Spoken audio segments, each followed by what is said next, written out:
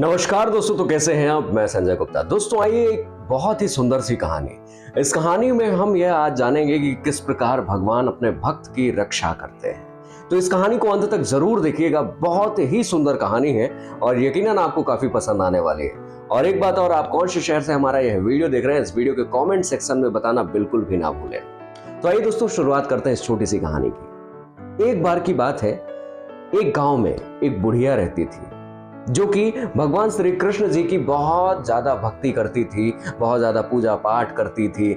और इसीलिए उस गांव में के लोग जो रहते थे उस बुढ़िया को कृष्णाबाई के नाम से ही जानते थे।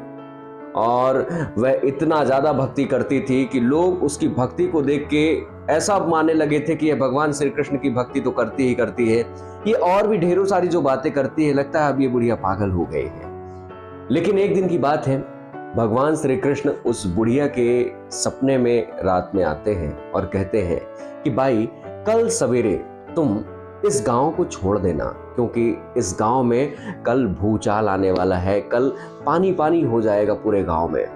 और जैसे ही अगले दिन सुबह हुई, वह बुढ़िया पूरे गांव वालों को बताती है कि आज सभी लोग गांव छोड़ दें और पास के ही दूसरे गांव में चले जाएं जो कि थोड़ा ऊंचाई में है, क्योंकि आज बाढ़ की वजह से पूरे गांव में पानी ही पानी हो जाएगा।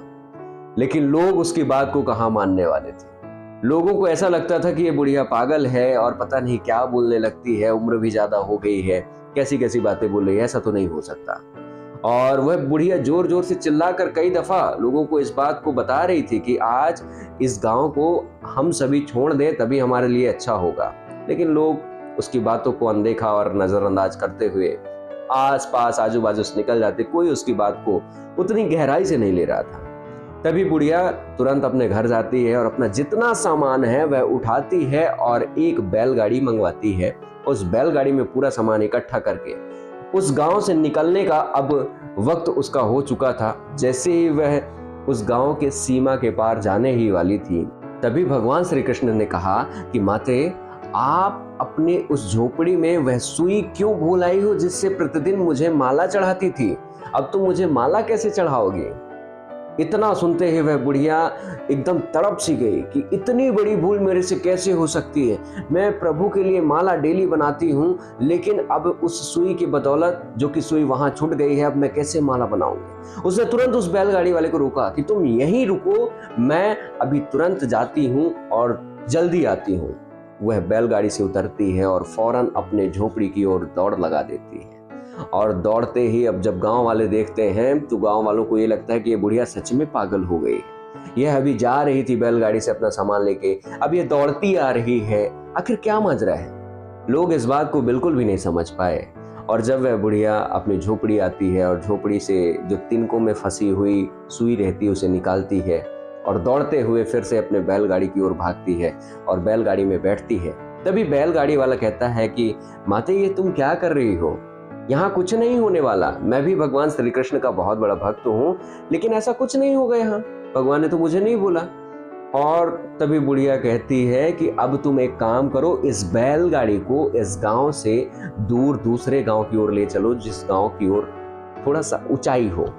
और वह बैलगाड़ी वाला, अब उसे उस बैलगाड़ी के पैसे से मतलब था, यानी भाड़े से मतलब था, वह बेचारा बैलगाड़ी को लेके निकल पड़ता है। और जैसे ही उस गांव की सीमा को पार करता है वह बैलगाड़ी वाला, तभी बड़ी जोरों से बारिश होने लगती है और इतनी तेजी बारिश होती है कि पूरे गांव में अब पानी ही पानी हो जाता है।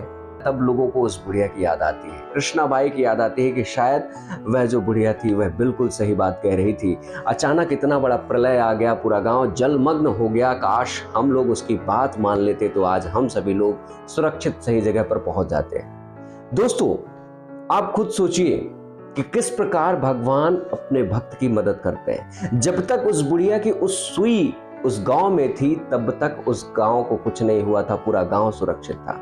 और जैसे ही वह अपनी सुई लेकर उस गांव के पार चली जाती है, उस गांव के सीमा के पार निकलती है, वैसे ही बाढ़ जैसे हालात उस गांव में बन जाते हैं। किस प्रकार भगवान अपने भक्त की रक्षा करते हैं। वह जो बैलगाड़ी वाला था वह भी भगवान का भक्त था, भगवान उसकी भी रक्षा करने में कोई देर नहीं की। इसीलिए दोस्तों कहते हैं कि भगवान की भक्ति करते रहिए, क्योंकि ईश्वर में अगर आस्था है तो मुश्किलों में भी निकलता रास्ता है। यह कहानी पसंद आई हो तो बहुत बहुत शुक्रिया, बहुत बहुत धन्यवाद। वीडियो के कमेंट में जरूर बताएं कि आप कौन से शहर से हमारी ये कहानी देख रहे थे। दोस्तों, अगर आपने अभी तक हमारे चैनल को सब्सक्राइब नहीं किया तो चैनल को सब्सक्राइब करिए और ज्यादा से ज्यादा लोगों तक इस कहानी को शेयर करिए, ताकि और भी लोग इस छोटी सी कहानी का आनंद ले सकें। मिलते हैं अगले वीडियो में, तब तक के लिए बहुत बहुत शुक्रिया, बहुत बहुत धन्यवाद।